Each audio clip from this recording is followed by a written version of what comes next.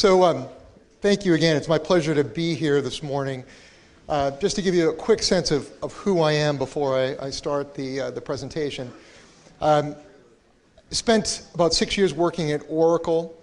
I then also went into the public sector, so I understand city government. I was the assistant treasurer for San Francisco for a number of years.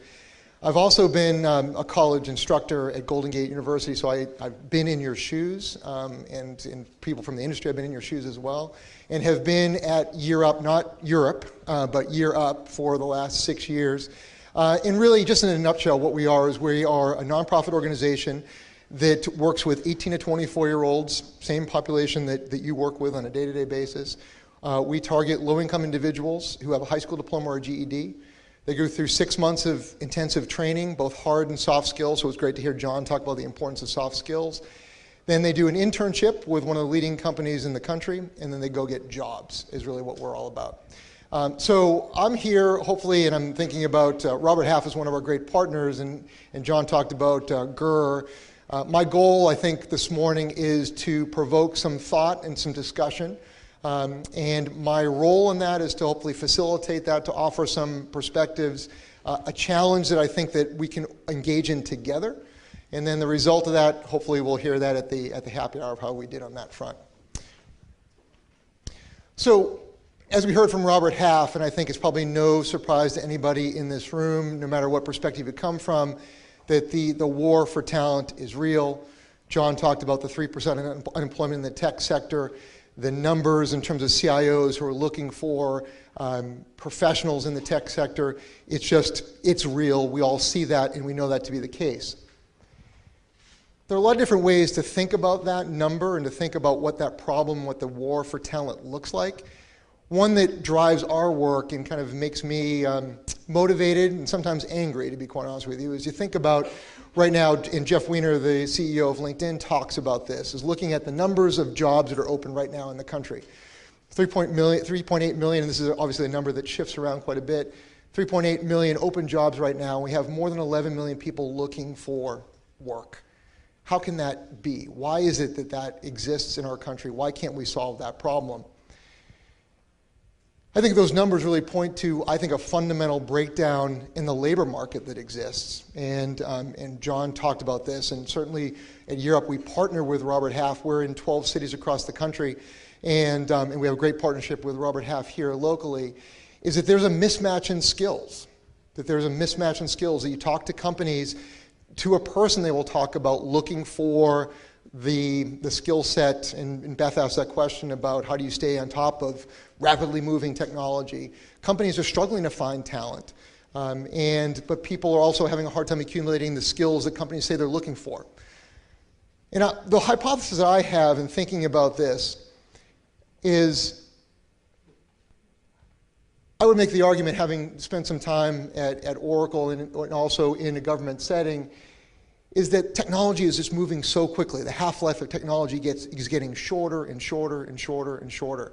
I was moderating a panel with someone from Facebook and eBay and Mozilla not that long ago, and asked the question of, well, what are the skills you're going to be looking for in 5 years? They laughed. I said, what are you looking for in a year? They laughed. What are you looking for in 6 months? The point is, the technology is moving so quickly, they're saying, I don't know. I don't know what we're going to be looking for in 6 months' time, a year's time, or 5 years' time. I do know I'm looking for the right kind of person that I can develop, but I don't know what those skills look like. So you have technology moving at a rapid pace, and I know, having worked in government, that education moves at a different pace. Developing curriculum, getting it certified at the state level, there's a pace that we have to work with in education that's different than the corporate side. What I think is even more problematic and challenging is that our corporate America is moving further and further away from education.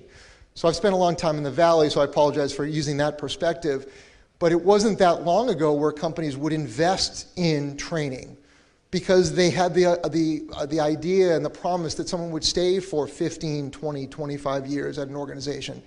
That doesn't exist anymore. Companies realize that when they bring someone in, they're going to be working for a short period of time. They're going to move on to the next organization. So it certainly makes sense that an organization, that a company would think about their role in education differently and the investment that they're willing to make if the return on investment is only for a couple of years versus 20, 25 years. So you have, I think, two problems that are kind of exacerbating the problem. One is the pace of technology moving more and more rapidly, and our corporate sector moving further and further away from education. Now, it's easy to put on a diagram, okay, what's that solution to that problem? And I think what we need to be doing is thinking about how do we integrate the two systems in a better way? How do we bring those two groups together in a different way? How do we be more responsive? If I think about what a role that corporate America has in this, and the companies that are here, is sending clear, strong signals about the skills you're looking for. How is it that we can understand what those skills are right now? What are they going to look like in 3 months and 6 months' time? So sending clear signals to the marketplace, I think, is incredibly important. I also think that, and I watch this with companies, is the idea of creating a space and being engaged in our educational system and providing some training, providing an opportunity for internships. So John talked about the importance of internships in people looking for a job, and certainly we see that over and over and over again. Companies, I think, are more and more willing to think about that. If I look at what the market has done over the last several years, obviously we all know about the move towards offshoring technology.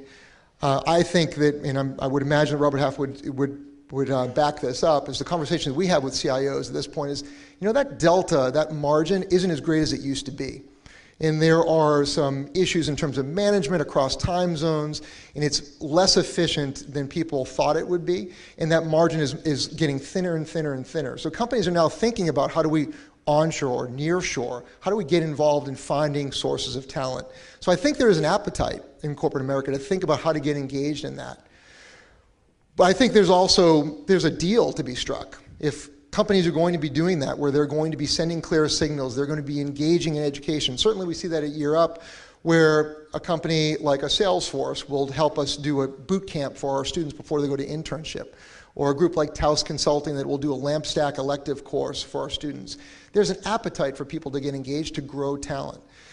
I think there's also an obligation, and I say we, because it's as educators and as a partner with community colleges, we partner with City College, we partner with Foothill, we partner with Nova across the country, we partner with different community college districts, is that we have an obligation to be more nimble and more responsive to the market. So that when we get those signals from the companies that we work with, that we have to be able to deliver, that we have to be able to develop that curriculum, we have to be able to incorporate the employees to help to deliver the training. So that nimbleness, I think, is part of the equation. And to me, is what I think, and when I look at the world that we live in now, is that we have to be able to trust one another and be able to share language. And so John talked about the importance of business classes for young people and making that transition. And I think the other thing that we need to recognize is how do we speak to one another in a way that we can understand each other. There is, businesses need to think about the return on investment. They need to think about the speed to market. And we need to recognize those are factors that play into it. And they have to understand how it is that you can develop curriculum and how it is that you invest in a young person the way that we all do. So if I think about if we do that well, I think about an example like this gentleman, Christian Ramos, who came to our program. He graduated from high school, and this is probably a very common story that we all shake heads as educators we hear in community colleges. Graduated from high school, really sharp young man, but his family needed him to work. He couldn't afford to go to take classes. He couldn't afford to take community college courses. He couldn't afford to go to a four-year university. He needed to work, and so he spent a number of years working in retail, working at Best Buy, doing good hard work, but what he had was a job, and he didn't have a career. So he comes to a program like Year Up. So he's 24 years old. He has his high school degree. He's been, I would argue, underemployed. He's working in order to support his family. And he tells this great story about when he grew up down in the peninsula, and he would go help his uncle, who was a janitor at IBM, working on the weekends to help his uncle at IBM. He comes to a program like Year Up. He takes classes at City College. He earns a certificate. So John talked about the importance of certification. So he's walked out with a Fundamentals of Technical Support certificate from City College of San Francisco. And he did his internship at LinkedIn, the importance of building up his resume and showing that, hey, look, I have more capability. And now here he is. He's celebrated his second anniversary working as a professional at LinkedIn. So it's a great story. And we all know that there are millions and millions of Christians who exist within our country. We can think about them in our classrooms every day about that talent. And so one of the things that I'd like to offer up to this group in the interest of being, hopefully provoking some discussion and a challenge, is that I think we have an obligation in this country to start to think about redefining talent. What do we mean by talent? Right? We talk about the technical skills. Obviously, those are important. We talk about the certifications, incredibly important. We talk about soft skills, the importance of understanding business etiquette and business communications and all those unwritten rules that John talked about. One of the things that we do at Europe, which I think is really interesting, is that we take all those unwritten rules that you would say, oh, that's common sense. You're supposed to be somewhere at 8 o'clock, you show up at 8 o'clock, you show up to a meeting, you come with a notepad and a pen and a paper. You know, that's common sense. Well, if you're a Christian and you've never worked in a professional setting before, that's an incredible barrier. I think about my time when I started working at Oracle. I didn't know those rules. I grew up just like Christian. I grew up in a single parent household in public housing. I didn't have people who worked at Salesforce and at Wells Fargo and some of the great companies, Microsoft. I didn't understand what that looked like. So he needed to understand what those are, and we write them down in a contract, and Carmen knows very well about how that works at Year Up, where we set the expectations on professional skills and the importance of those professional skills and what it means to shake someone's hand, to show up on time, to be prepared for a meeting. Those things matter to people because I think the technical skills are a threshold issue, as John talked about really eloquently, and I think we hear the same thing too, is that it's the differentiator are these soft skills. That's where people really shine and where they differentiate themselves. The tech skills are a threshold issue to get in the door, and then you demonstrate yourself with the soft skills. What I'm going to make an argument, though, is that we are missing something incredibly important, and I know that you know this in your work, that we are missing a whole set of skills that we have a really hard time naming, we have a really hard time measuring, and because of that, we have a hard time searching for it and sourcing it and hiring for it. I think about hard work, motivation, persistence, a growth mindset, grit, determination, perseverance, adaptability. There's been years and years of work in looking at what we call non-cognitive skills. So it's not about what you know in terms of, do you know Apache or Linux or Python or whatever the case may be. It is, how do you deal with adversity? How is it that you respond to adversity? How hard do you work? Do you have a growth mindset? Do you think that there are some people in the world who think, hey, look, when I face adversity, that tells me I'm not good at something. Right? And I stop. I lose my motivation because I have a fixed mindset. I'm either good or I'm not good at something. How many times do we hear that in math, especially with girls? Oh, well, either you're good or you're not at math by a certain age, and how people give up on that. This idea of a growth mindset, of looking at adversity as a way to grow and to say, look, I'm going to make mistakes. The question is, how do I pick myself up and how do I move forward? And so I think we have an obligation to both highlight these skills and really demand and ask the companies start to demand these kind of skills when they hire. Because I think about a Christian Ramos, I know he demonstrates all these things, and I know that these are the skills that really differentiate him at LinkedIn, because he had to be a man before he should have been in some levels, because he needed to support his family. He understood, he had a grit and a perseverance and a determination that every company is looking for. I'm not sure if you saw this not that long ago in the corner office article in the New York Times. They were talking about Google. So if we remember not that long ago, Google would say very explicitly, we only hire people who come from these top 5 universities. It's Harvard, it's Stanford, it's MIT, and by the way, you have to have a certain GPA. About 6 months ago in the New York Times, their head of HR was quoted as saying, we see absolutely no correlation between GPA and degree and performance. And in fact, at Google, there are some groups where they said up to 24% of their employees don't have a college degree. You think about that for a second in terms of the seismic change of what is happening, that a Google who couldn't have been more explicit about what they thought about four-year degrees and GPAs, now saying we don't see any correlation at all on that, and we actually have a number of people who don't have a college degree.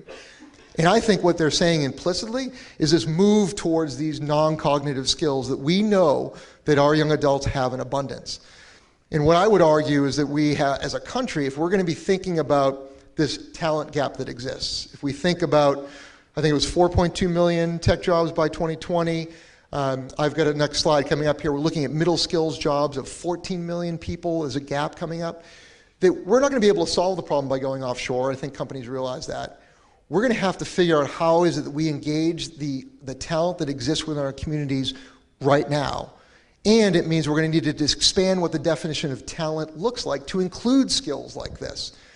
Because if we get a company like a Google or a LinkedIn or a Salesforce to demand these non-cognitive skills, I know that the world becomes more fair for the young adults that we work with. I know it becomes much more fair for a Christian Ramos. Because before 3 years ago, before he came to Europe, all he had was a high school diploma. He wasn't going to get an interview. He just was not.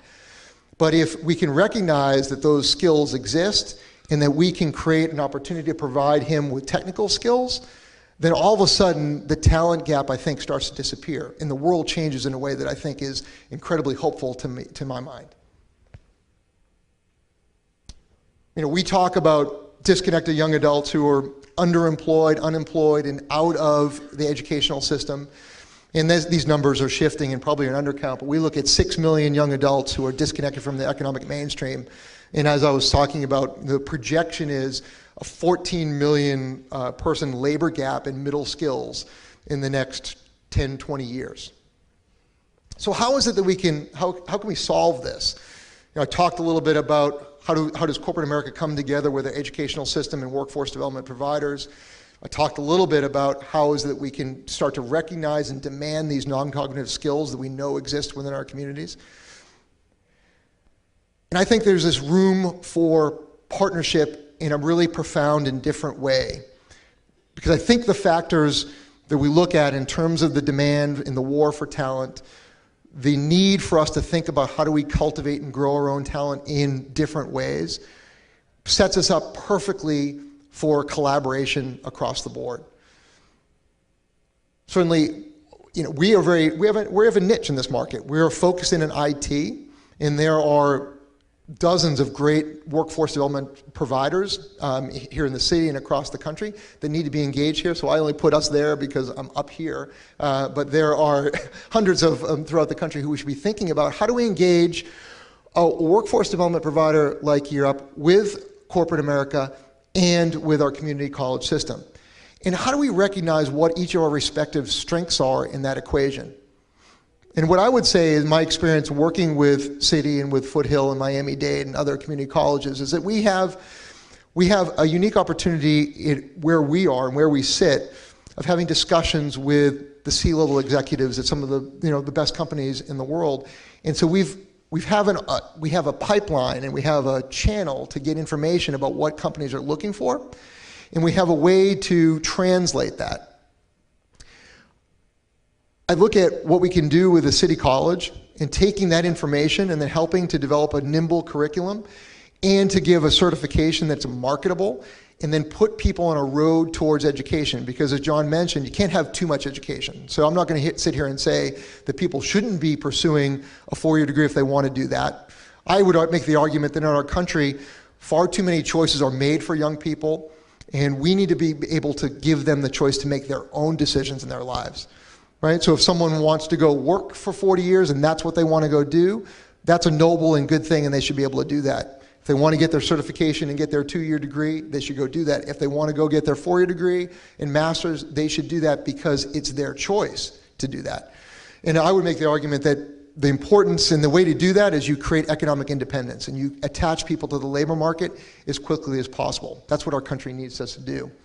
So we create these partnerships where we can look at the soft skills, We have a lot of experience working with our corporate partners. We partner with more than 250 across the country to understand what are those soft skills? What are people looking for? What are they struggling with on the professional skills side? And how do we then train for that? So I think what part of our partnership is to be able to translate and to be able to say to our community college partner, these are the soft skills that companies are looking for, and through the contract that we have, we can help to administer that. We then also are channeling people into a system, and I think with a greater retention rate, and looking at people going and achieving great educational things. And what it does for our companies is our companies are now, they're growing their own talent. I was sitting with the CIO of Charles Schwab about a week and a half ago, and he said, look, Jay, we are not good at growing our own talent. That's not our core competency. We don't know how to grow our own talent. What we desperately need are partners who know how to do that. We need people who understand what the business cycle looks like. We need people who can translate our needs into curriculum. And when he says that, he's looking at an organization like a Year Up, and he's looking at our community college system and saying, we need that expertise to be able to deliver the talent that we need. Because, as John mentioned, every single company is looking at this and trying to solve the problem. So I think there's room, and I hope this will spur a discussion, because I do want to open it up for questions and answers, but more of a dialogue with you, is that I think we are in a moment in time in our country where there's a grand bargain to be struck. That I think that the necessary components are in place for us to strike the grand bargain, to say to companies, here are the things that you need to do. You need to be telling us what it is, what skills, technical skills you're looking for. You need to have a clear communication channel to us for what those skills look like immediately and in 6 months' time. We need you to engage in education with us. You need to create space for people to come in and get real-world experience to solve that chicken and the egg problem. You need to create a space for people to come in to do internships or apprenticeships. You need to create space for your employees to engage in the training of our young people and our adults throughout the country. They need to be part and parcel of training in Python or whatever the technology is. But with any kind of deal comes responsibilities on our side in terms of our nimbleness of being able to interpret that and be able to then deliver curriculum quickly and be able to adjust. And I think what we need to do together is we need to be identifying these non-cognitive skills. We need to be able to source the grit and determination and perseverance, and we need to be able to measure that and see how we grow that over time. Because I think the part of the reason why that organizations have a hard time sourcing and hiring for those kind of skills is they know what the language is, but they don't know how to measure it, and they don't know how to source it. And so we have to solve that problem because we know it better than anybody else. We know the persistence and grit that exists within our communities. I would make the argument to any of the young people that we serve is that you need to think about the challenges you face in your life as not a deficit, but an asset. And that it gives you a competitive advantage in the marketplace because you've faced adversity and obstacles, and that gives you an edge in the market. And we need to shine a bright light on that talent so that companies are recognizing that, yeah, actually, that's the kind of person I want. If you can give me that person with relevant technical skills and understands how a corporate culture works, that's a person that I can build with over and over and over again. And so I'm excited about the possibility and the moment in time we have in our country. And I'm grateful for the partnership that I've had with a number of people in this room, whether it's Olivia or Beth or Carmen or Pierre was here too, in looking at the ways that we can partner with workforce development providers, our community college system, and our corporate partners to really address the skills gap that exists in our country. But I really do want to open it up for, let's have a dialogue, and I'd love to hear your reactions to that. Again, my goal was to provoke some discussion and some thinking around this.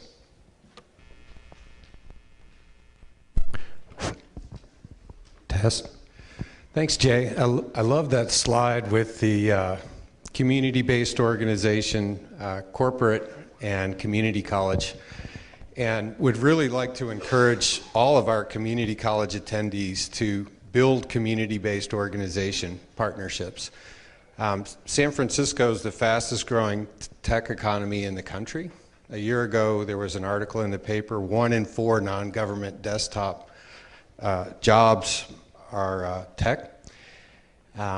And yet, half the high schools in San Francisco don't offer a single computer-related class at all. Yeah. Unbelievable, right? So where are these students getting their exposure to technology? It's with community-based organizations, after-school programs, organizations like Year Up and others. Jay, do you have suggestions for how community college technical educators can identify community-based organizations in their communities and make good connections with them? How would you suggest they build successful relationships? Well, we certainly would love you to come to Year Up, so you can seek us out for sure if you want. I think there are, I think there are lots of different ways of doing that. It's looking at who is your convener in your jurisdiction. Who has the ability to bring together different sectors, whether that be a Chamber of Commerce. I think about in Silicon Valley, the Silicon Valley Leadership Group. What are some of the organizations that have the ability to work across sectors? If I think about where the country is moving, this ability to play in the center of the for-profit, nonprofit, and governmental sectors and be able to communicate there is where I think some of the greatest innovation and change will occur. And so something we tell our students is the importance of networking. And so if you're looking for community-based organizations, getting out in the community and networking with other organizations to see who's doing good work. I think also talking to your students. I mean, one of the things that we learn certainly at our organization is the best source of information are our young adults. We learn so much from just having a conversation with them. Where are they coming from? What other organizations have they been engaged in? If you did that here in San Francisco, I'm sure people would talk about Larkin Street or JVS, or maybe they would talk about Year Up. They would very quickly give you a list of organizations who they view as doing good work in the community. So I think that's certainly a place to start. I would just like to make a comment about this also. Working with you and other people, it is a lot of time, and I think any of us who work in a classroom can't imagine adding this to our plates, because really you have to dedicate a lot of time to it. And I would call for that. I do think this should be a part of the structure of the educational system, not relying on us as individuals to do it. You pointed out it's such an important social role. I don't know why it hasn't been infiltrated a bit more into how community colleges are run. We have no budget for career. We have no budget for internships. Okay. So why that is I don't know if you have an answer to that, but so I'm just stressing there's people in the room who may be able to deal with that a little bit, but I think it's really hard for individuals to change such problematic thing in our system. Sure. Yeah, and I don't have an answer to that question, although what I would say is that I think partnership creates leverage, and so there's no question that it requires additional time. And having been an instructor and been in a classroom, I understand what that looks like. What I think, if we're going to change the way things work, and we recognize that there is a pool of talent within our country that is underutilized, and I think we can all agree that that's true. We can think about, for every Christian, I can think of 1,000 young adults that have the same kind of skill set and need that kind of opportunity. I know we can do the same thing. We have an obligation to shine a light on this problem. We have an obligation to work together to advocate for the millions of Christians that are out there. Because look, here's the argument I would make. I know it's good for Christian. I talk to Christian all the time. I know what it's meant for him to be working at LinkedIn and what City College has done for him, and hopefully the access that you're provided. I know what it's done for him. I know what it's done for his family because I know what he earns now. I also think about what it does for the economy. Here's a young man who had more potential, and there's nothing wrong with Best Buy and working at Best Buy at all. Work is noble and good, but we're all better off that now he's working at LinkedIn. He's created a space for someone else to occupy that in the labor market. We are better off as a country because of that. And by the way, now LinkedIn is stronger because it is building talent, and I guarantee you, Christian, in a couple of years is going to be doing something different at a higher level, which creates capacity for expansion. Facebook's one of our partners, and I'm not saying anything that they wouldn't say to you in this room. They've yet to hit a hiring plan. I was talking to their CIO. We have never hit a hiring plan at Facebook. I don't think it's because of lack of money. It's like I can't get people quickly enough. And so we have to shine a light on that issue. And how is it that we And what are the critical components to solve that problem? You know, it is the technical skills. How do we efficiently do the soft skills and to really give companies the comfort that our young adults are able to make that transition? And then how do we surface these non-cognitive skills? I think if we do that well, then things will change. The system doesn't change unless you've got leaders kind of pointing out the deficiencies in the system, in my mind. Hello there. You're emphasizing the importance of grit. Yeah. Outside of offering a course, Grit 101, how can you incorporate that in scenarios or activities within existing courses? Sure. So I think the first step in my mind is we need to develop a way to identify it and measure it on some levels. So I would actually kind of take a step back, is that maybe you've seen a TED Talk by Angela Duckworth at Penn. She talks about the grit factor, and there's some work that's going on, mostly in the K through 12 space. So if you think about a KIPP Academy where there's some character scorecard work that's going on, I think we have to, in the workforce development space, we have to develop some metrics to measure these non-cognitive skills. There was a great article in the Atlantic Monthly last month that you might want to look at, and thinking about big data. And so I'm talking to a bunch of techies, right? There is a great amount of work that's just beginning in big data and trying to understand what makes for a successful hire. Because if you think about this war for talent, you think about this inability to hire, you know how many resources are out there. We're going to solve that problem. There's going to be some metrics that we're going to be using data to try to identify what makes a great employee. And I am convinced that this will be part of that solution. So the first step is we have to have a common way and nomenclature to measure and talk about it. And then we need to think about what are the tools and steps that we can do to grow it over time. And there's a lot of work, whether that's with Angela Duckworth, people have maybe heard of Carol Dweck and growth mindset. There's a lot of work in psychology, and it's a burgeoning field of how you move people along the spectrum in grit and determination and persistence. I don't pretend to know all those answers, other than I know there are a lot of people thinking about that, and we need to bring that into this kind of collaborative work, is how do we bring in that research to move that forward. One of the things we've seen, at least in the California Community College, is that the state has been pushing very, very strongly down to the colleges that career technical education is a secondary role to the academic side into a 4-year transfer and getting students. In other words, let's get more students out there with history degrees. Yeah. That's what this economy really needs. How do you see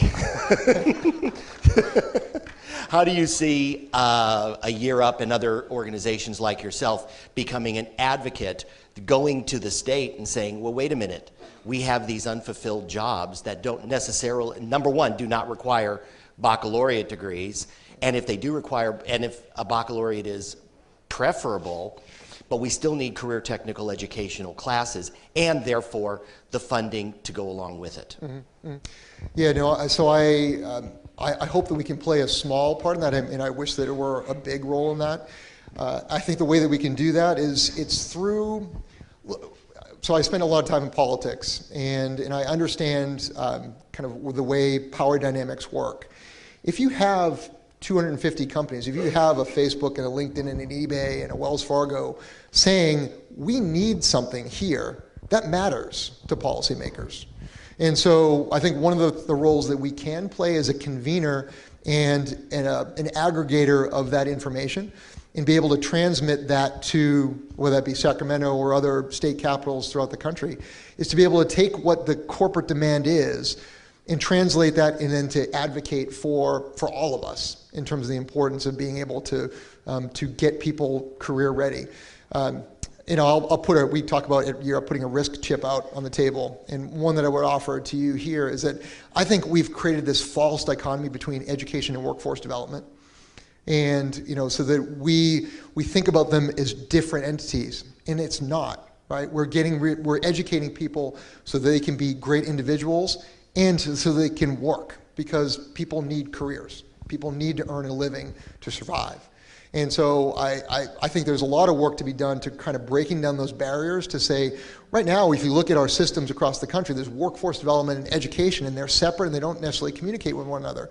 That doesn't make any sense to me. Why aren't they communicating and sharing? Why aren't we learning what is necessary on the soft skills side and incorporate that and infuse that into our educational system? Why is it that high schools aren't teaching tech courses? That doesn't make any sense whatsoever.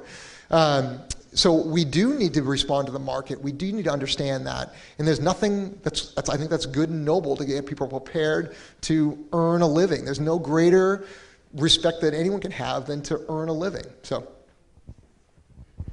Hi, I'm Sandy Fitter from Sacramento, California, Sac City College. You mentioned economic independence, and I've been struggling for about 8 years to look at how I can help my poorest students, who are the most needy, who we need the most, to finish enough education that they can get a starter job and continue along the educational path. And how can I bring industry in and say, we need you. How can we do this without your help? We need your help. Mm-hmm. Yeah, so I can tell you how we handle that, because that's something that we struggle with too. And as I mentioned, that our target audience are 18 to 24-year-olds who are low income. We provide an educational stipend to students. So when they walk in the door, from the beginning, the first day of training, they're earning an educational stipend. And then we go to the internship, they're earning an educational stipend. And we have seen an appetite with our corporate partners to help to underwrite that cost. And so we recognize that same issue, is that if you're thinking about where you're going to lay your head down the next day or how you're going to feed your family next week, it's hard to put the time aside to invest in yourself. And that's the problem that I think we face. So I think the answer I would give you is that we certainly have adopted a model, and now we're 13 years old, so it's sustained over time, that being able to pay a stipend to our students helps to alleviate some of that problem. And we know that with our corporate partners that there's an appetite with them to help to underwrite the cost, because they see this as a way to access a pipeline of talent. And it is in their interests to develop a pipeline of talent for them to hire or for the marketplace writ large. So that's what we've done to try to tackle that. Okay. Yeah, hello. Whoa. My name is Dave Seamus from Pierce College in the LA area, and I want to kind of expand on what the gentleman in the back both said and asked. Is one of the demographics that I think a lot of us serve is the returning student who is looking to update or upgrade their skills. Maybe they're already working in an entry-level help desk job and they want to move up. And we live in a society that does not seem to want to measure that as a success story. Mm-hmm. They have to get a degree, they have to get a certificate to be a statistic in a book that says, yes, we're doing our job. So my question to you is, what do we do as educators to change that mindset, both in the community and our legislature? So how much time do you have today? It's a simple question to answer. I think we have to do a much better job of recognizing the values of skills. We need to redefine the conversation, I think. And I think we need to be getting away from, and I say this I think it's about skills, it's about what you know, and I totally agree with you. The idea of someone coming back in to enhance their skills is a narrative that we don't really like as a country. So one of the things I talk about is we're really good as a country of building off-ramps for our economy, but we're horrible at building on-ramps. So if someone gets off the economic mainstream, they're punished for a long time. Right? And we just are horrible about how do we build on-ramps for people who figure it out at 18, 24, 35, 42. We don't do that very well, and I don't really quite understand why. So I think there's a little bit of how is it that, to me, the focus is there's a talent gap that exists and a skills gap. Right? And we need to capitalize on the fact that you can't pick up a paper, you can't pick up a business week without seeing some reference to that. So we need to leverage that and take advantage of that. We also have to marry that with the idea that we have millions of people, and we look at 18 to 24-year-olds, but I know dislocated workers. I mean, there are millions of Americans who are being underutilized in terms of their talent and skill gap. So we need to be vigilant about hammering that message home. And it really is that consistent repetition that you do tomorrow, that I do today, that gets that drumbeat going, that this is an important issue in our country. I mean, that's no magic, and it's not like, hey, look, here's a 5-point plan, but it's that consistency in the truth behind it, I think will shift things in a significant way. Thank you, Jay. That was fabulous. And you get a cool gizmo, too.